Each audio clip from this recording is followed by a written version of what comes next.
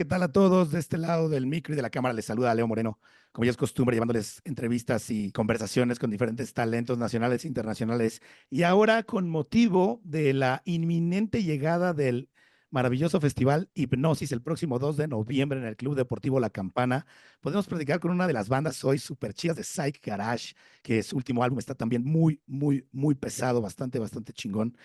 Ellos son Frankie and the Witch Fingers. Hello, guys. Thank you very much for your time.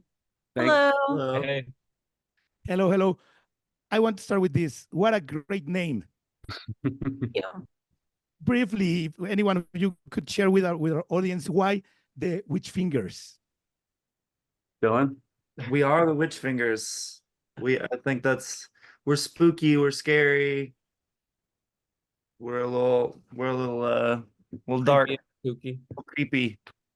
And Frankie's the cat. And Frankie the black cat. That's right. That's great. It's a great name because, it sticks to you, of course. And I can see what you mean by listening, of course, the music. How are you feeling about coming to Mexico City with your latest album, with Data Doom, guys? We're so stoked. I mean, all of us love Mexico, and to play as far south as Mexico City is just a dream. Can't wait to get down there. It's going to be so fun. We've been only once before, and it was so much fun, and can't wait to get back. That's great. But you've been before Mexico as, regular civilian people or also as artists before? We came in, we played at Monkey Bee Festival. Yeah, those guys are great. Yeah. Those guys are great. Jasmina and Mickey Navajas. Yes. Yeah. Yeah. Mm-hmm. And they throw really cool parties, and it makes perfect sense for you guys to be, invited by them. So I think the energy was pretty top-notch that day. Definitely was. Your musical awakenings, you know what I mean? First of all, I want to ask Dylan, what was the music that you listened to as a young kid that made you think, I want to do this for a living? I want to do this with my life. Oh, man. A good question. I think that's for you all, guys. So when I was in high school, I saw a lot of local music, a lot of house shows and punk shows and things like that. And I think that kind of awakened me to the idea that there's a different kind of music than I was used to, a more immediate kind of communal part of it. So I would definitely say that's when I was I really want to pursue this. Yeah. Okay, great. You, Nikki, what music made you fall in love with your career? Even though maybe you didn't know you were going to have one, you know what I mean? Yeah, I never knew I would get into music, but I grew up listening to Led Zeppelin and I don't know, The Doors, and I just admired so many bands growing up, and I never saw myself getting into music until I was in my 20s. So I guess I was always awake to music, but never thought I could do it until someone showed me I could. Yeah, thank you, Nikki. But that's the reference, you know what I mean? Dylan said punk rock, right? In a way. You go directly to Led Zeppelin. I love that. You, Josh? For me, it all started with AC/DC. Oh, I can see your guitar, the Angus Young classical one. I got that when I was 13 years old. And that's great. I just learned every AC/DC song, and I used to get in trouble a lot as a kid. So I would be, I couldn't leave the house. So from age 13 to 17, I did nothing but play guitar, and all I wanted to do was be in a band. And yeah, it all started with AC/DC. That's a great thing to do whenever you're or punish or in lockdown. Music, that's a catharsis. Yeah. Right? It was like lockdown. And for you, Nick, sorry, come again? It was lockdown for sure. Yeah, for sure. For you, Nick, what was that music that made you that blew your mind when you were a kid?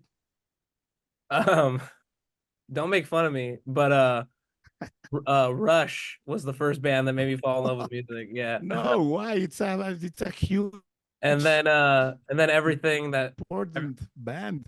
No, sorry, what were you saying? That it's a great important band. Not to make fun, but I get you. So when I was 5, that's what my dad, would play, and then everything else would naturally come to, like Black Sabbath and Deep Purple and bands like that. Yeah, see, got my Sabbath tattoo there still. Okay. But then when I was like 12, I got into punk rock, and then that pretty much like opened my world into everything. And I started playing drums when I was 10. But once I really got into punk rock, that's when I was just like, I really want to do this with my life. Yeah. That's great. Really, really great references, guy. We make Yeah. a lot of conversations with different artists, and you could laugh about some of the answers, but it's really interesting. But this makes makes complete sense with what you are doing. Checking your music, and of course the work, which is the thing that speaks the most from a band. You're a very, very constant band. You have a lot of albums, and your latest, Data Doom, it's a really, really great album. How are you feeling now? Because I know you had some changes in your lineup recently, or not so much ago. But how are you feeling now regarding the essence of the band as when you started publishing albums? Since I think it was 2015, the first one. Yeah. Yeah, I mean, I can start by saying just super grateful. Like, we're all doing this full time, like you said. So, having like a group that feels like a family and we're all just making stuff constantly is still kind of surreal. Honestly, it used to be like, go to your friend's house and make music just to have fun, and now there's a lot more to say and a lot more expression. And yeah, we traveled together. We have so many like awesome life experiences together. So really proud and grateful to have this group. Yeah, because this is a resistance career, right? But congratulations, guys. The music is awesome, and there's a lot of work behind it. Of course, you can hear it, you can see it, and that's great.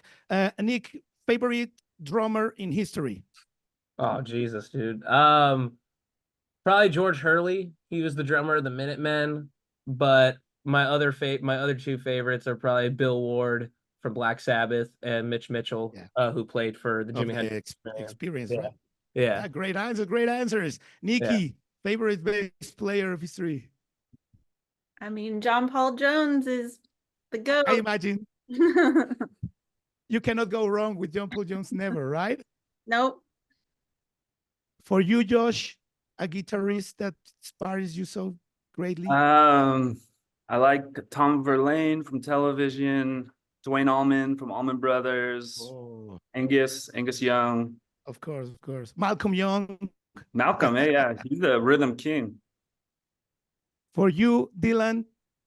I like I've always said Lou Reed. I really like Lou Reed and the Velvet Underground. David Byrne, also a really interesting guitar player. Yeah. I think it changes all the time, but those two off the top of the head. That's great. That's great. Great music we're talking about. One of the great things of touring and being in festivals and other things is that you have the possibility, guys, to relate or to chat or to conversate with great artists in there at the moment.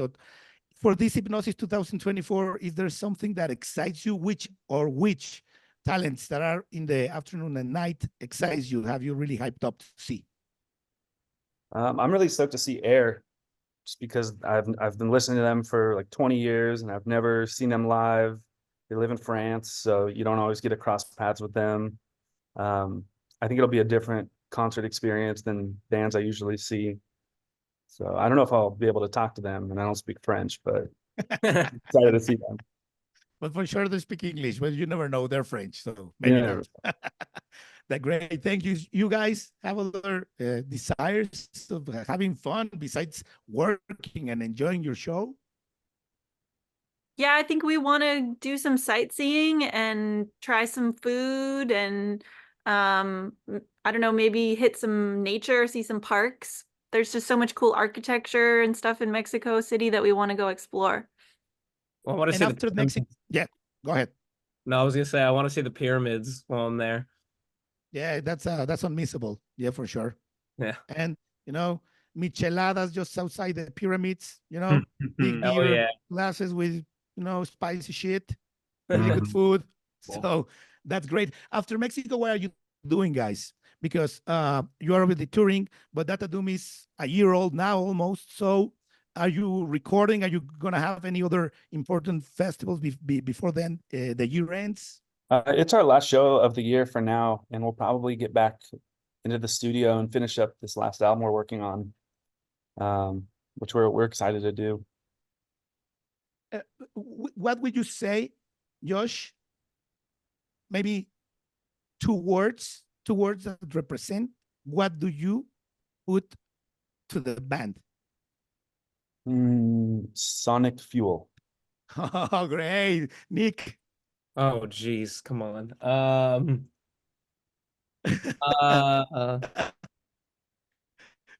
Hold on, let me think. You put the bar really high, Josh. Hey, Yeah, he Sonic did. fuel. light the fire. Man, skip me. Someone go Don't next. worry, don't worry. That's two Nikki, words. Dylan, maybe Skip. two words that represent what's your input to the band? Colorful friendship.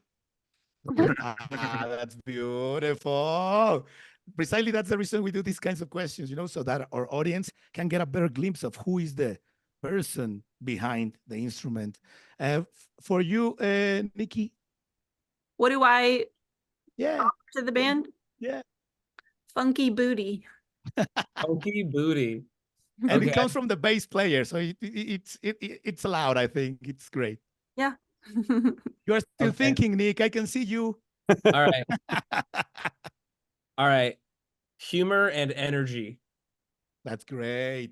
Yeah. Friendship, energy, humor, booty, funky, all these things you all said, guys, also made really cool sense with Frankie and the witch fingers. It was a pleasure to talk with you guys. I think we gotta start finishing now, but I just want to ask something we like to do for our followers and it's in this day and age of all the hyper digitalism and skip song, the deep listening of the art has suffered a little bit, and we all have these albums that you play from top to bottom, and they are perfect, and you cannot skip it.